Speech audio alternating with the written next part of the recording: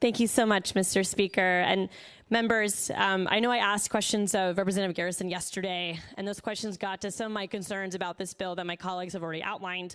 I think, of course, the shift away from going after school board salaries to school board term limits is one that is better than removing their salaries, but both feel punitive in nature, and both are not something that the people of Florida have asked us to do. And in particular, we expressed concern during questioning yesterday that putting a limit on school board terms really should be a House Joint Resolution and not just a bill. So there's a procedural concern here as well. But I really wanted to take things down to a personal level because, as you can imagine, I am a big nerd and I love reading. And I shared this story in committee, but I actually broke my shyness in the school library. So you can thank my media specialist or you can hate her for it. But it was in that space when I was in 3rd grade looking for a book. And I was really shy. I didn't like to ask questions in class. I kept my head down and focused on doing good in academics, but was nervous to kind of be expressive. And in my efforts to look for this book that I couldn't find, we were ending library time. So all of my classmates were shuffling out, and I stood there with no book in my hand. So I built the courage to ask my librarian for help. And in less than a minute, she found the book that I was looking for, and I looked down that book and I realized, wow, that was so easy. It's so easy to ask for help. It's so easy to explore my library and look for support while doing that. And that was around the same time that I transitioned from reading picture books to chapter books. And of course, I read some of the classics of childhood literature, from the Beverly Cleary books, Ramona Quimby, age 8, Ralph the Mouse. I loved Hardy Boys and Nancy Drew.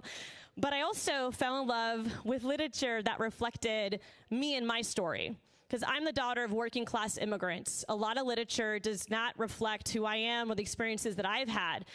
And so finding those books around immigrant kids or kids that are a little bit different, a little bit more nerdy, finding literature that talked about parts in American history or global history that perhaps are difficult to read and process, but for me to have the opportunity to have that exposure and to pick those books in my library was paramount.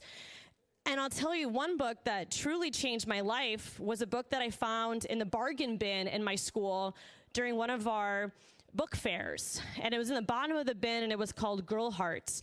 And in this book, the protagonist is a 14-year-old girl who loses her mom.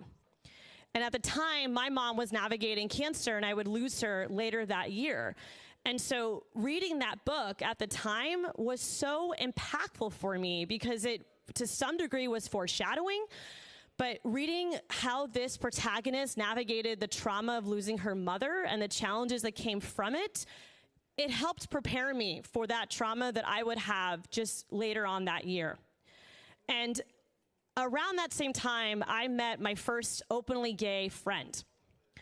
And I was one of the first people that he came out to, that he felt comfortable coming out to. And this was back in the 90s, so there weren't a lot of books about LGBTQ plus kids in literature, but I can only imagine how impactful it would have been for him to see himself in those books. That it would have made it a lot easier for him to be himself, to tell his story, and not to feel isolated and alone.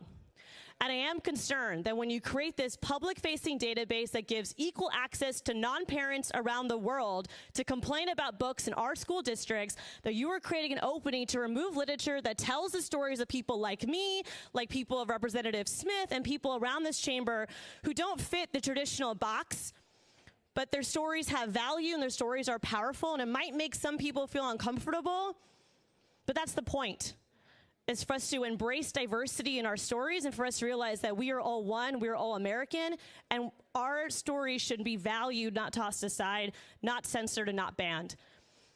And so for those reasons and more, I really do encourage my colleagues to look at this beyond the national rhetoric and think about the impact of this type of bill, because we already know at a local school district that these fights are happening, and there's a process at a local level to manage it. There is no reason for us to co-opt this and bring it to a statewide level under the guise of Parent Bill of Rights, when indeed this bill gives equal power to those who are not parents to have a say in what literature is available for our kids. That is not giving parents more rights. You're actually giving an equal amount of rights to folks who have no buy-in or stake in our educational system, but based on political maneuvering and agitation, want to get involved between the kids in our schools.